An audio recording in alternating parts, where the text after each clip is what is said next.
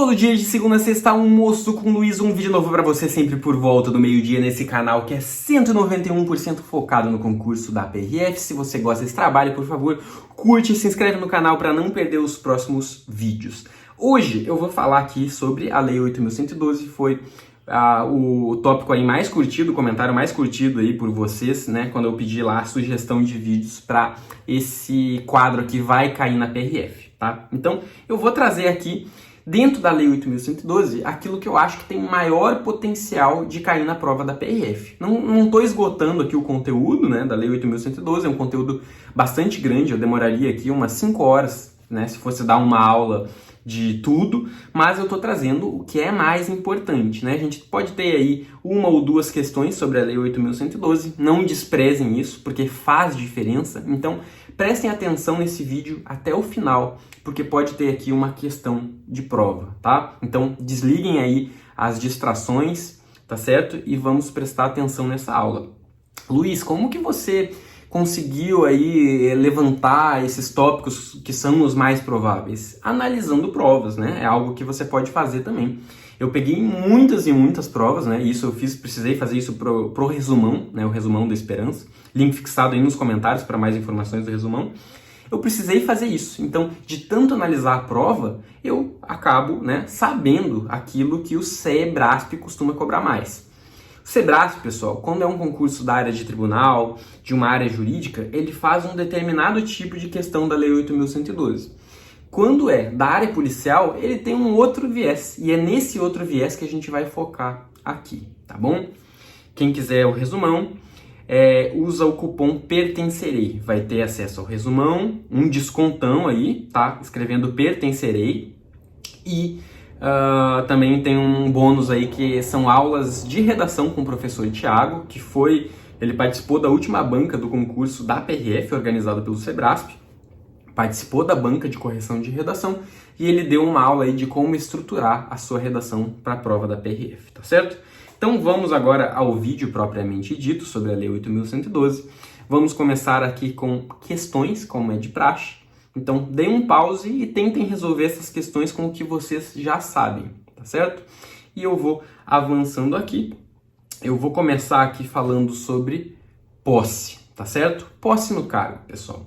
A posse, ela dar-se-á, tá? Isso aqui é importante, os concursos gostam de fazer uma pegadinha. A posse, ela corre com a assinatura do respectivo termo, né? Muita gente acha que a posse tem a ver com publicação no Diário Oficial da União. Não. Você assinou um termo, né? Você vai ser aprovado aí no concurso da PRF, vai sair a sua nomeação, essa sim é publicada no Diário Oficial da União, né? Nomeação. E aí o que acontece? Pô, saiu lá a minha nomeação, aí você vai ir para a sua regional, digamos que você foi lotado aqui no Rio Grande do Sul, vai vir aqui para Porto Alegre, vai ser recebido lá pelo superintendente, vai ter um monte de palestra lá, eles vão falar para você dos diversos setores da PRF, vão falar do setor de inteligência, setor de acidentes, grupos especiais, né? Enfim, vão ter uma série de palestras e também, né, você vai ir lá na frente do superintendente e vai assinar um papelzinho, um termo, né? E a partir da assinatura desse termo, você é policial rodoviário federal, você tomou posse do seu cargo, tá certo? Outra coisa importante aqui, a posse, ela pode acontecer mediante procuração específica. Essa aqui é uma pegadinha que os concursos em geral adoravam, né? Ficou menos frequente de aparecer nos últimos tempos, mas é algo que você tem que se atentar. Uma procuração específica, pode um parente seu, alguém aí que você outorgou esses poderes, ir lá e tomar posse no seu lugar, né? Em seu nome. A posse ocorrerá no prazo de 30 dias contados da publicação do ato de provimento. Saiu lá seu nome no Diário Oficial da União, né? Nomeando, tem 30 dias para tomar posse. Mas fica uma dica aqui. Você que vai ser PRF, cara, toma posse no primeiro dia. Por que eu falo para tomar posse no primeiro dia? Porque para você ser removido depois, o tempo que você é PRF, ele conta bastante para você conseguir pontos no concurso de remoção. E às vezes um dia faz muita diferença, tá? Um dia faz muita diferença, então toma posse no primeiro dia. Isso aqui também agora que eu vou falar é muito importante, costumam fazer pegadinha trocando esse sem efeito por exoneração e vocês já vão entender. Será tornada sem efeito o ato de provimento se a posse não ocorrer no prazo previsto. Então, tenho lá meu período para tomar posse, né? Foi nomeado 30 dias para tomar posse e eu não tomo posse nesses 30 dias. Tô viajando, não deixei procuração para ninguém, nem vi que fui nomeado. Acontece, né, gente que às vezes faz um concurso só por fazer, o cara já foi aprovado em outros e daí nem fica sabendo. É tornada sem efeito o ato de provimento, né? Tornado sem efeito. Aí, qual que é a pegadinha que os concursos fazem? Aqui, ó. Nessa situação da entrada em exercício, tá? O cara já tomou posse e aí ele tem um prazo de 15 dias para entrar em exercício. Você foi lá na superintendência da PRF, assinou lá o seu termo de posse e agora você tem que ir para a sua delegacia da PRF e entrar em exercício, né? Colocar seu uniforme, começar a trabalhar. Tem 15 dias para isso. Se você não entrar em exercício em 15 dias, o chefe de delegacia, né, vai ver, pô, passou 15 dias aqui e o fulaninho não começou a trabalhar. O que ele vai fazer? Vai comunicar à superintendência, a superintendência vai expedir lá um ato público ali, um ato administrativo, tornando, né, dando exoneração para você do seu cargo. Vai sair lá um ato de exoneração. Então, olha só.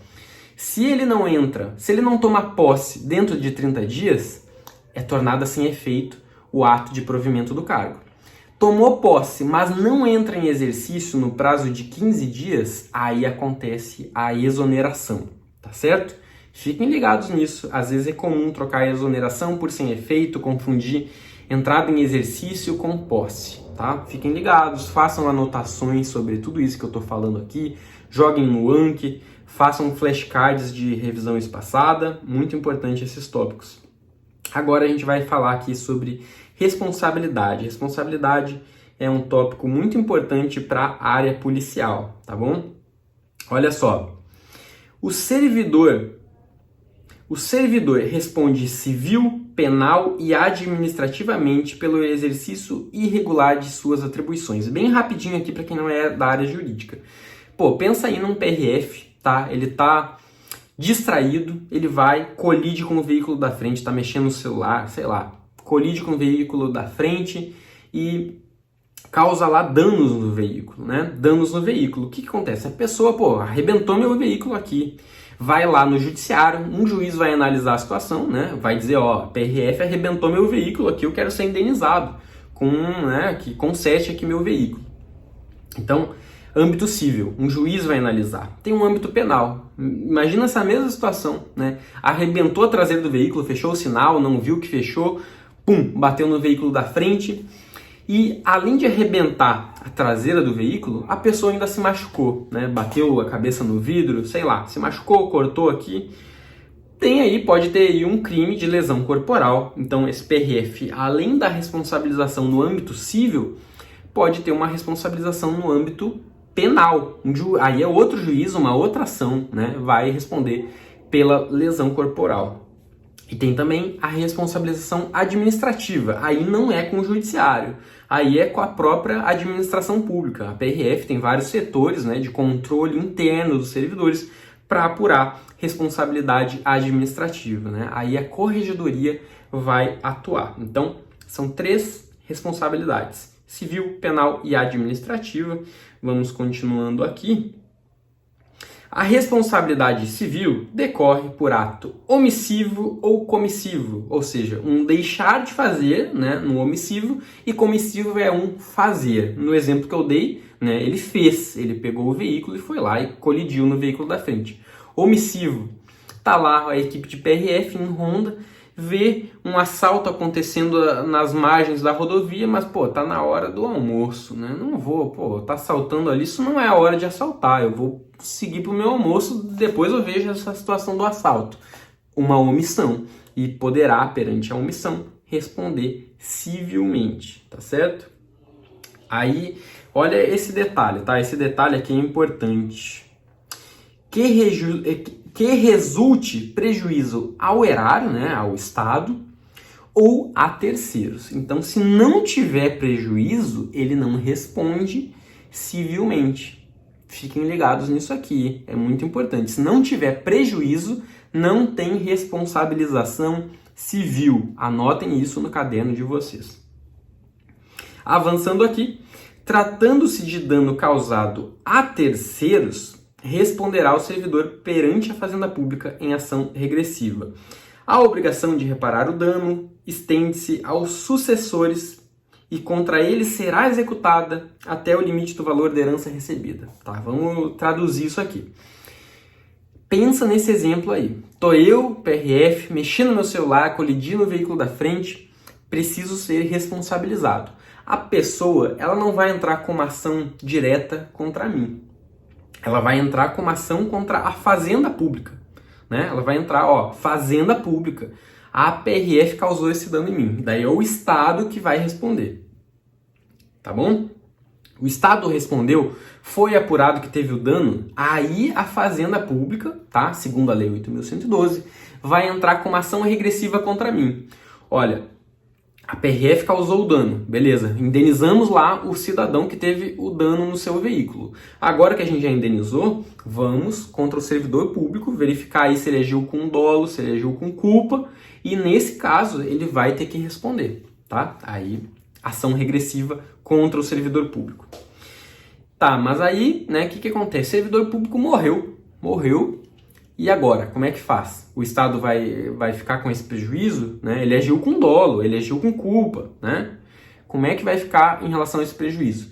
Se ele deixou herança, né, o Estado vai ir atrás dessa herança. Né? Então, digamos que a herança foi de 500 mil reais e o dano foi de 100 mil reais. Vai ser executada, né, uma ação e o limite vai ser o valor do dano, tá certo? Não vai passar do valor do dano. Então, não vai pegar lá bens do herdeiro, né, se não tiver herança. Tem que ter herança.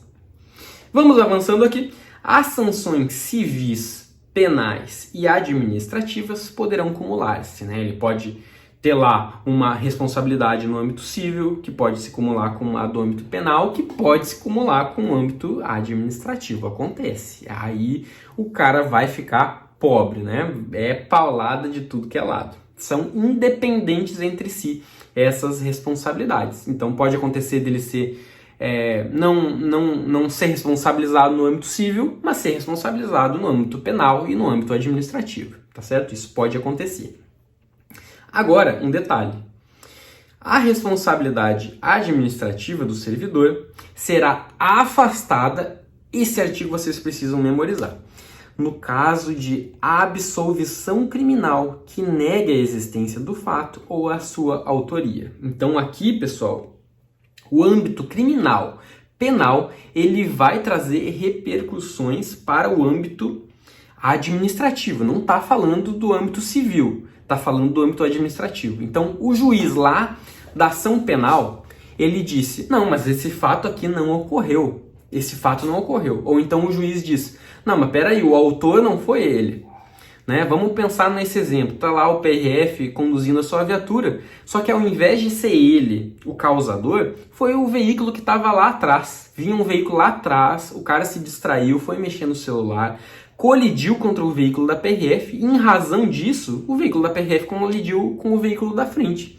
Mas não teve culpa a PRF. Tá? Nesse caso, ele está negando a existência da autoria. Por negar a existência da autoria, não foi o servidor público federal que cometeu esse dano, então, no âmbito administrativo, vai ser também afastada a responsabilidade. Então, a responsabilidade penal, ela vai interferir na civil nesse caso. Nega a autoria, memoriza, o juiz penal diz, não foi ele o autor, ou diz, não existiu esse fato, nega o fato. Aí vai repercutir no âmbito administrativo, não repercute, segundo a lei 8.112, no âmbito civil. Continua tudo normal no âmbito civil. Pode ter essa pegadinha, trocando administrativo com civil, tá certo? Vamos seguindo aqui. São penalidades disciplinares, vocês têm que memorizar. Joguem no Anki, façam flashcards, dá o seu jeito aí, mas memoriza. Advertência, suspensão, demissão, cassação de aposentadoria ou disponibilidade, destituição de carga em comissão, destituição de função comissionada. Verifiquem, pessoal, que aqui, ó, a exoneração não está aqui. Não está aqui. Então é comum pegadinha falando aí que exoneração é uma forma de penalidade, ou traz um exemplo hipotético e diz o servidor será punido com exoneração, tá? Exoneração não é penalidade, não é, tá bom? Vamos avançando. Na aplicação das penalidades serão consideradas a natureza e a gravidade da infração cometida, né? Como na hora lá, como se fosse um juiz, né? Que fosse, aqui quem vai aplicar é a administração pública, né? Que vai aplicar essas penalidades, mas eles vão a graduar ali o grau da penalidade, eles vão levar isso aqui em consideração. Os danos que dela provierem para o serviço público, as circunstâncias agravantes e atenuantes e os antecedentes funcionais. Aí, pô, o servidor público é um ótimo servidor, ele recebeu um monte de elogio aqui, então, pô, não vamos demitir ele, vamos graduar ali, né? A lei nos permite dar uma suspensão para ele porque ele é um ótimo servidor. Mais ou menos isso, tá? A grosso modo, só para vocês entenderem a ideia. Agora, a suspensão, bem importante esse artigo aqui. Olha só, a suspensão será aplicada no caso de reincidência de faltas punidas com advertência. Então, pô, tomou lá 3 advertências pelo mesmo fato, né? 2 vezes pelo mesmo fato. Não, agora não vai ser advertência, meu querido. Pô, de novo, você aqui são sempre os mesmos. Você, de novo, não. Agora não é advertência, agora é suspensão, tá? A suspensão não pode exceder 90 dias. Aí o que acontece? Será punido, né? Memoriza isso aqui. Será punido com suspensão de 15 dias, memoriza esse prazo, o servidor que injustificadamente recusar-se a ser submetido à inspeção médica determinada pela autoridade, né? Pode acontecer no âmbito aí da sua carreira, de vamos ver como é que está a saúde do servidor aqui, vamos fazer uma inspeção médica nele. O cara se nega de forma injustificada, vai tomar suspensão, tá? Já vi pegadinha trocando, em vez de suspensão, trocando por advertência, esse dispositivo aqui. Fiquem ligados. E olha só, o período que o cara toma suspensão, né? Pô, servidor público lá tomou suspensão de 30 dias. Esses 30 dias, o que acontece? Ele fica sem receber, né? São 30 dias que ele não vai trabalhar, mas também não vai receber. Aí, pessoal, pô, ficar 30 dias sem aquele servidor, às vezes traz mais prejuízo para a administração pública do que o próprio ato, né, que ensejou a penalização do servidor público. Então, tem um outro dispositivo aqui que diz o seguinte: quando houver conveniência para o serviço, a penalidade de suspensão poderá ser convertida em multa, na base de 50% por dia de vencimento ou remuneração, ficando o servidor obrigado a permanecer em serviço. Então, pensa aí no servidor PRF, tá? Tomou uma suspensão de 30 dias. Em vez de descontar 30 dias de salário e ficar 30 dias ausente, vai lá, digamos que o cara ganha 10 mil reais. Em vez de tirar esses 10 mil reais dele, fala, ó, tu vai tomar uma suspensão aí de 30 dias, mas ela vai ser convertida em multa. Então, tu vai continuar trabalhando. E ao invés de descontar 10 mil reais, nós vamos descontar 50%. Então, 5 mil reais só e você segue trabalhando os 30 dias aí, tá bom?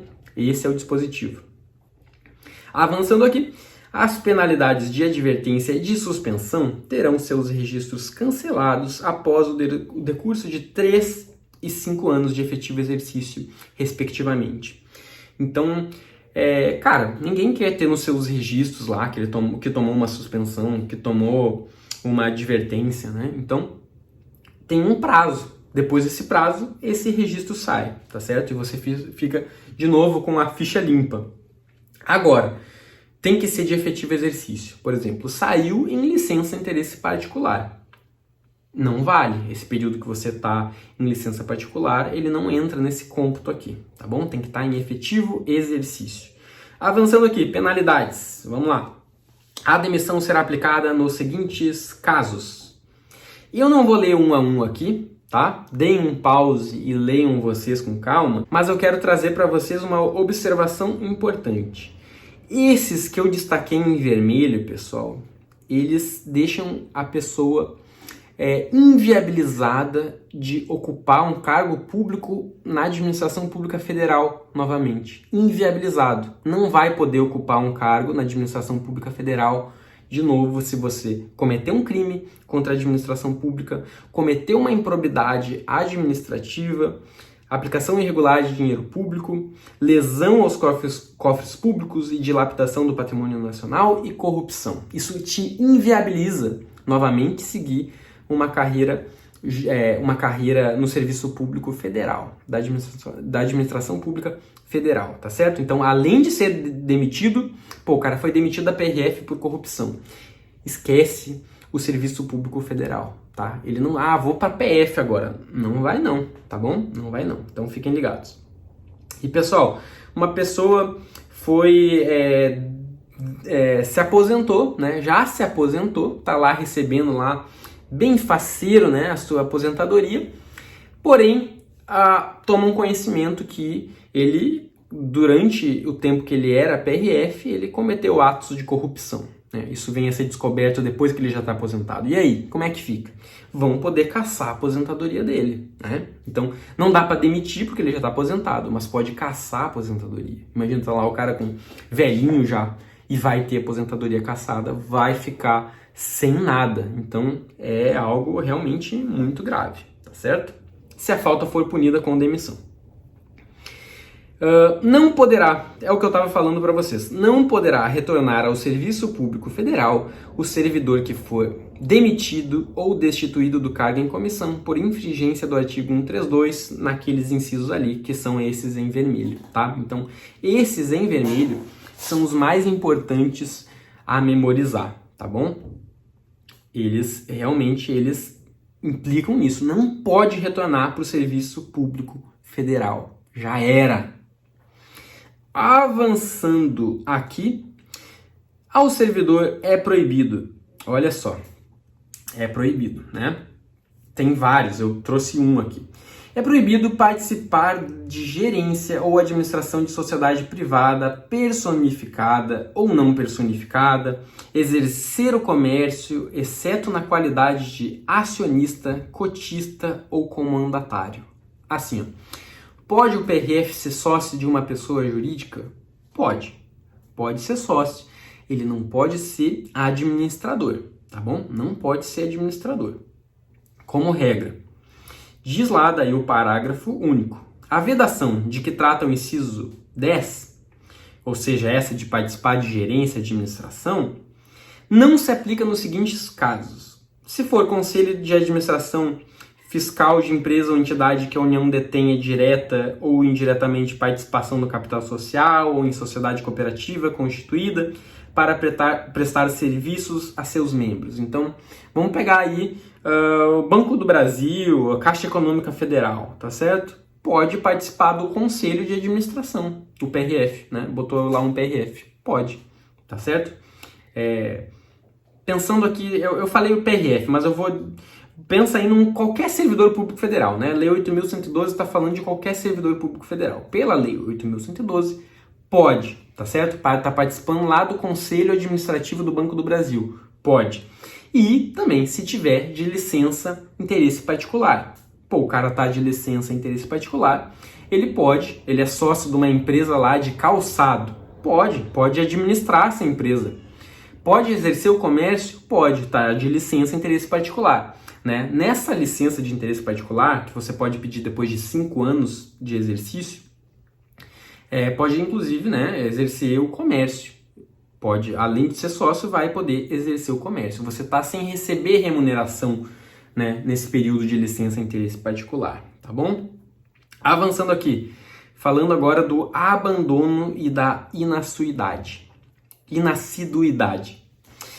Configura abandono de cargo a ausência intencional do servidor ao serviço por mais de 30 dias consecutivos. Aí é abandono de cargo.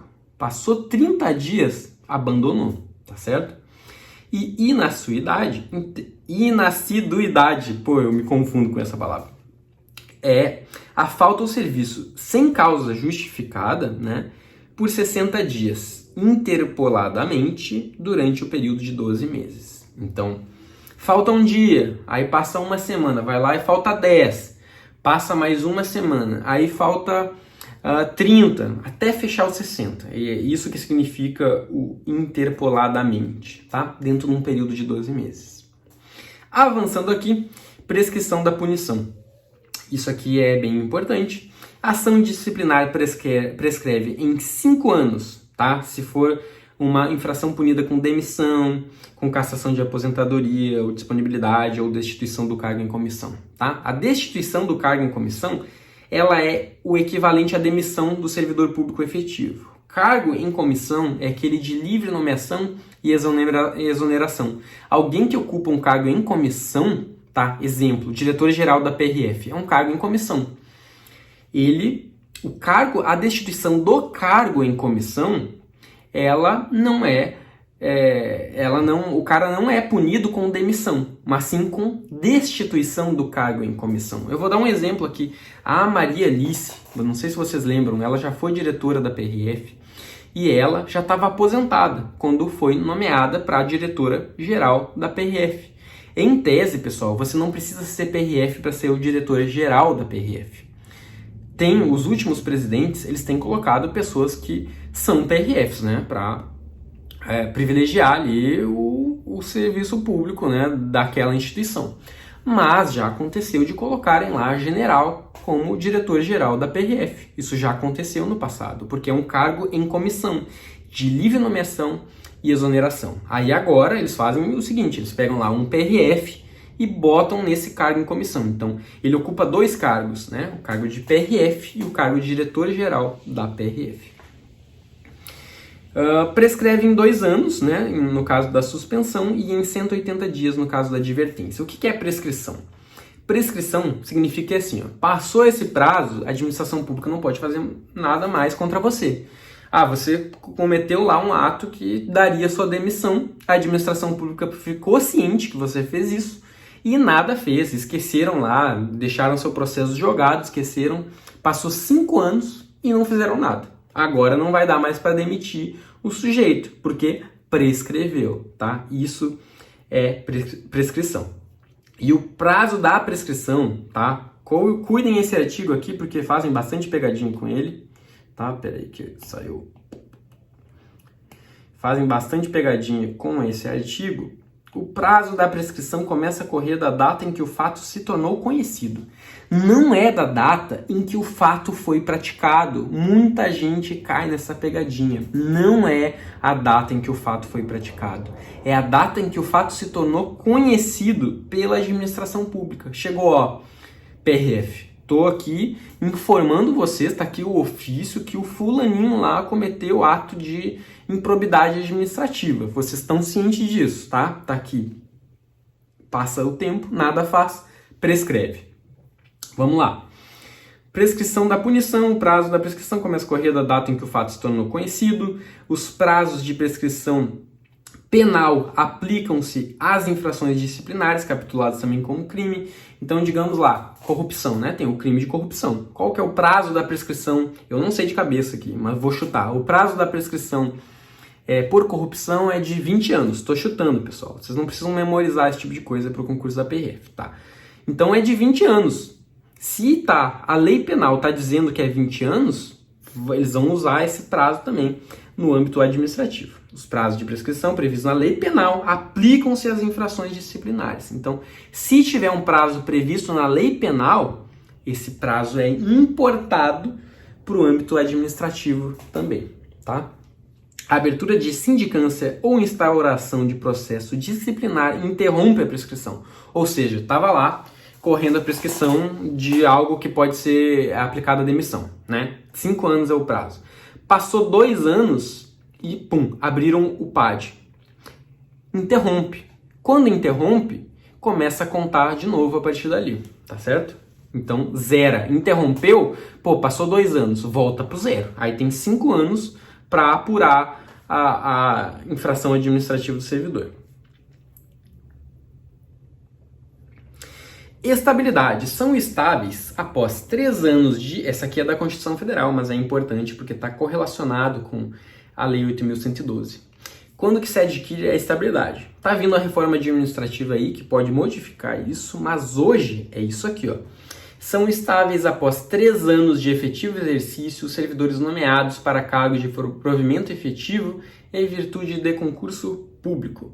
Como condição para aquisição da estabilidade, é obrigatória a avaliação especial de desempenho por comissão instituída para essa finalidade. Então, além do prazo de 30 anos, além do prazo de 3 anos, tem essa avaliação, né? Você, Policial Rodoviária Federal, tá lá no seu estágio probatório, tá? Além dos 3 anos, você não vai ser estável se você não for aprovado na avaliação do estágio probatório. Aí você vai adquirir a estabilidade. Avançando aqui, questões. Agora vamos para as questões, tá bom? Vamos rapidinho aqui.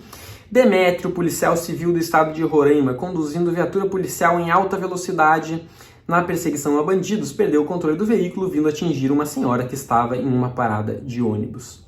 Do acidente resultou a morte da vítima. Mesmo absolvido em eventual acusação de homicídio, Demétrio poderá ser punido pela prática de ilícito administrativo, se ficar comprovada sua imperícia ou imprudência. Correto, tá? Correto.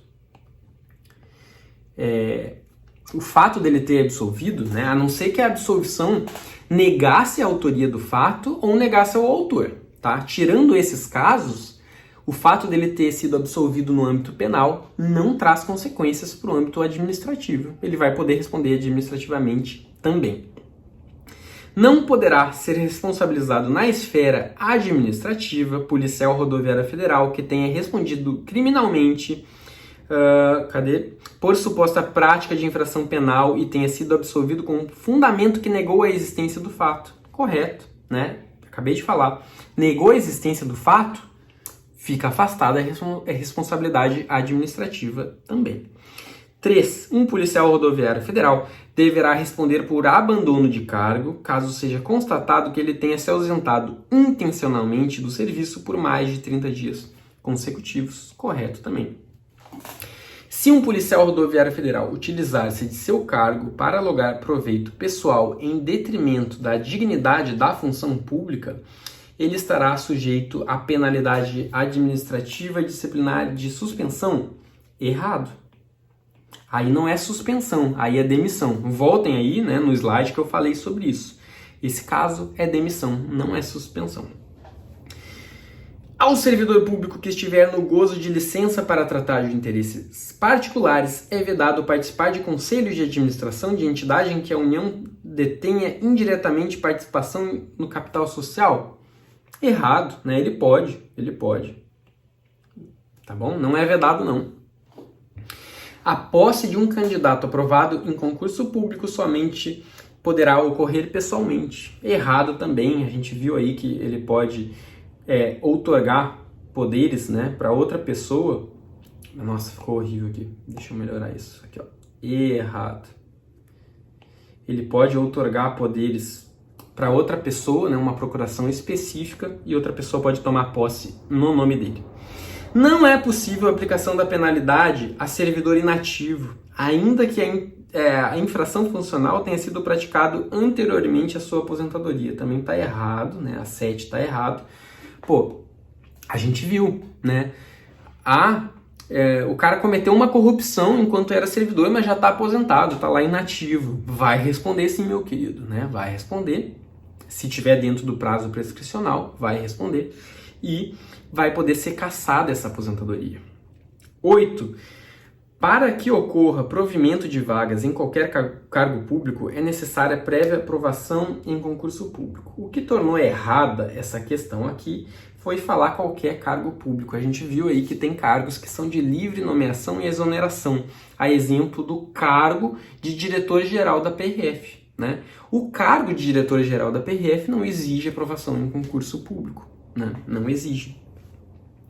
9. Será tornada sem efeito a entrada em exercício de policial rodoviário federal recém-nomeado que não obedecer o prazo previsto para efetivo exercício das atividades inerentes ao cargo. Aí não é tornada sem efeito, pessoal. Aí é exoneração, né? Olha só. Será tornada sem efeito a entrada em exercício, ou seja, se está falando em entrada em exercício, é porque ele já tomou posse. Se ele já tomou posse, aí a gente não fala em tornar sem efeito, a gente fala em exoneração, tá certo? Então, por isso que está errada. Então, 9 errada, vamos para 10. A posse no cargo de policial rodoviário federal ocorre a partir da publicação no Diário Oficial da União. Não, ocorre com a assinatura do termo de posse. A 10 está errada também. E é isso, pessoal. Por hoje é só. O vídeo ficou um pouquinho longo aqui, mas é um conteúdo extenso, tá? Eu não esgotei todos os conteúdos da Lei 8.112. Eu trouxe aquilo que eu acho mais importante, mas não dispensa que vocês estudem essa lei, que vocês estudem ali os atos de provimento, os atos de vacância, né? E da própria responsabilidade ali, da parte das penalidades, melhor dizendo, tem coisas ali que também é importante que você saiba. Então, leia a Lei 8.112. Se você não sabia nada sobre a Lei 8.112, esse vídeo que vai servir para dar o passo inicial, né? Agora você já sabe aquilo que é essencial da Lei 8.112, tá bom? Por hoje é só, um grande abraço, até a próxima. Tchau, tchau.